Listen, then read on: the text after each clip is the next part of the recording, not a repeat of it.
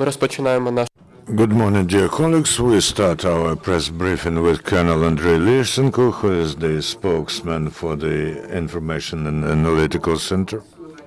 Our press briefing with Colonel Andriy Lysenko, who is the spokesman of the Information Analytics Center of the National Security and Defense Council of Ukraine. Andriy Mykolaievich.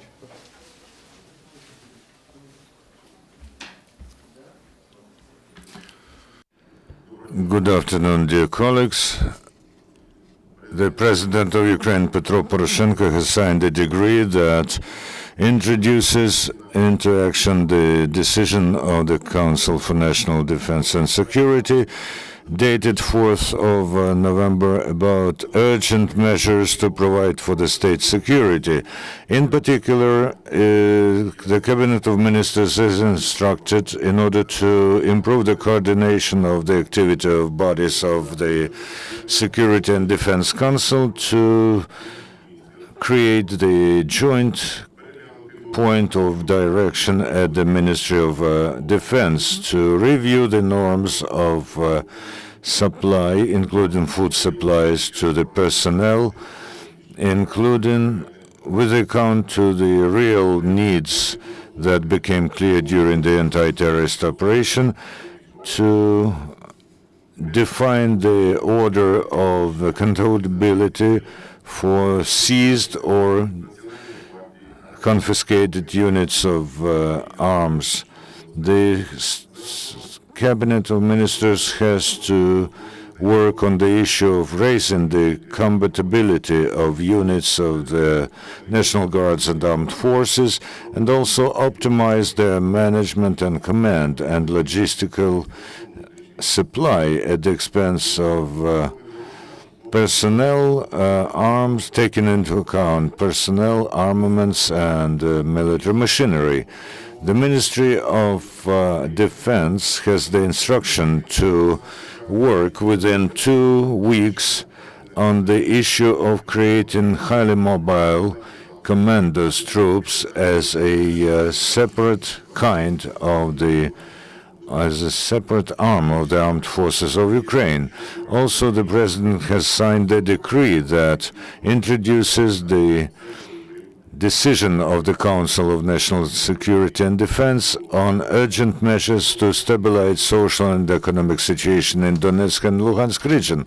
It says that bodies and their officials created as a result of pseudo-elections in some districts of Donetsk and Luhansk regions on the 2nd of November are formed in contradiction to the Constitution and laws of Ukraine. The Council for National Security and Defense supported the suggestion by the President that the Parliament should consider the draft law about the cancellation of the law on the special order of local self-government in some districts of Donetsk and Luhansk region.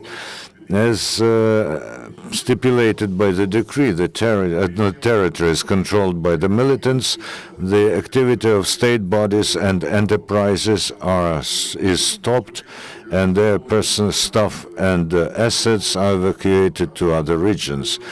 And the same way, the workers of the local self-government bodies are transferred to other localities. Also, the Cabinet of Ministers has instructions to provide for the use of natural gas extracted in Ukraine only to satisfy the needs of population and housing economy during the heating season of 2014-15. And the Cabinet of Ministers has to find the solution to the issue of introduction from the 1st of December of the system of prepayment for the use of energy resources. The situation in the zone of the anti-terrorist operation remains tense. The shelling and attacks from the terrorists on the positions of the anti-terrorist operation continue. However, the number and intensity of shelling compared to previous days is somewhat lower. However, there are signs of preparation of militants and Russian troops for the holding of offensive operations. On the Baltseve direction, terrorists from mortars, grenade launchers, and small firearms have fired at the positions of Ukrainian military in the vicinity of the Baltseve village Orlova-Nikitivka, the hill Ostra-Mogila, and close to the village of Nikishine. Also, our positions were shelled upon from artillery and mortars in the village of Mius, Luhansk region. In Donetsk and the territory of airport, the militants have 3 times shelled from anti-aircraft artillery, mine throwers, mortars, and firearms, the positions of Ukrainian military, and also from anti-aircraft artillery and firearms, small firearms, the convoy of military machinery. Also, they shelled from mortars the anti-terrorist operation positions next to the Piski of Yasinuvata district and Mykolaievka, Volnovakha district. Next to the village of Orlivka, the terrorists have attacked the reconnaissance units of the anti-terrorist operation. The attack was repelled and terrorists sustained losses. The terrorists also shelled from grenade launchers and fired from small arms at the positions of Ukrainian military next to the settlement Stanitsa Luhanska. In the vicinity of village Krimske, they shelled the Ukrainian positions from grenade launchers and from tanks next to the settlement Donetsky. Next to Mariupol, in the vicinity of the village of Granitne and the settlement of Chernenko, they shelled Ukrainian positions from artillery and grenade launchers. We do not have our military have not died over the last 24 hours. However, 6 Ukrainian military got wounded. The Russian military continued to conduct air reconnaissance using drones. Yesterday, 1 drone was detected in the vicinity of Sartana, Donetsk region. It was moving in the direction of Mariupol-Pavlopil, the height of 1 kilometer. There were no combat clashes on the Ukrainian-Russian border, beyond the borders of the anti-terrorist operation. Today, between 6 and 7 a.m., from the territory of Russia to the territory of Ukraine, through road checkpoints Donetsk, Zvarina, and Matveyev, Kurgan, Uspenka, 74 lorries of another so-called humanitarian convoy entered the Ukrainian territory, taking into account that the Russian side has violated the requests of international and Ukrainian law about the transportation of the goods of humanitarian aid, and also the fact that the representatives of the International Red Cross did not take part in moving the cargo. The Ukrainian bodyguards and customers had only visually inspected the movement of the Russian cargo. Yesterday, on the control point Lysychansk in Luhansk region, the Ukrainian personnel, military, on the line of delineation during checking their documents and transportation means, 2 Ukrainian citizens were detained who were abetting the separatists. The counterintelligence of the Security Service of Ukraine has detained the citizen of Russia born in 1988, a member of neo-Nazi organization Restruct, who was recruited by the Federal Security Service of Russian Federation in order to penetrate the voluntary regiment Azov. At the instructions of Russian special services, he tried to penetrate the territory of Ukraine from the territory of Belarus. He had a identification documents of an explosive technique and some details that he could use to manufacture the means of remote control of explosives. He confessed that according to the task he got from the Federal Security Service of Russia, he had to enroll into the Azov regiment and had to make attempts with the use of explosives aimed at the commanders and personnel of Azov regiment. Also in Volnovakha district, Donetsk region, the Ukrainian Security Service detained 2 citizens of Ukraine who were collecting data on positions and movement of the anti-terrorist operation and were preparing subversive acts against the Ukrainian military at the instructions of the Russian special services. Over the last 24 hours, the number of shelling of settlements on the territory of Ukraine in Luhansk region was decreased significantly, one of the reasons being a thick fog. However, there was no complete ceasefire.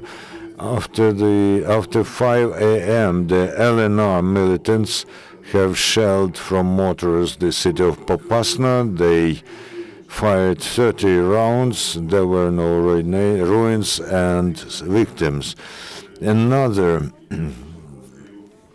They also shelled the Stanitsa Luhanska, and they did it twice.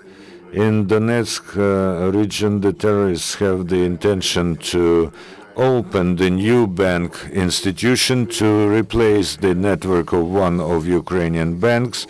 We warn the residents who are there on temporarily occupied territories not to trust the bandits with their money. In Artemivsk and Artemivsk district of Donetsk region, at the moment, almost 49,000 of displaced persons live temporarily. Those are mostly pensioners from Gorlivka and Debaltseva, and they are actively filing their documents to the local Department of Pension Fund of Ukraine. And the analogous situation is in Konstantinivka, where there are almost 59,000 of internationally displaced persons. In general, over 445,000 people were resettled from the anti-terrorist operation zone, including 122.6 thousand children. Almost 135 adults and 79 kids applied for medical help from among those who are internally displaced, and the women who are temporarily displaced from Luhansk and Donetsk region gave birth to 9 babies, while over the entire period 1,755 kids were born to them. During his working visit to the Slovak Republic, Mr. Poroshenko met Prime Minister of Slovak Republic Robert Fico, and they talked about urgent matters of bilateral economic cooperation. The Prime Minister of Slovakia said that in spite of the fact that delivery of gas from Russia has fallen by 50%, the Slovak side will fulfill all their obligations about the reverse of gas. The president of Ukraine said that solidarity with Ukraine is the issue of values and security, because Ukrainian soldiers now are protecting not only Ukraine but also Slovakia, Germany, Estonia, and the entire Europe. The US President Barack Obama and the Prime Minister of Japan and Australia, Shinzo Abe and Tony Abbott, during G20 summit in their joint address statement spoke against the destabilization of situation in Ukraine. The three leaders considered that the responsibility for the situation in Ukraine falls with the Russian leaders. They have condemned the destabilization of situation in Ukraine and called to conduct transparent and full-fledged investigation of the disaster of the Malaysian Boeing 777 in Donetsk region. The Lithuanian parliament has the intention to initiate a discussion with the Euro Parliament, Euro Commission, leaders of the EU and other departments of the Euro Union about issuing Ukraine with 30 billion of euro financial help to realize the new Marshall Plan. If there are no questions, then thank you very much.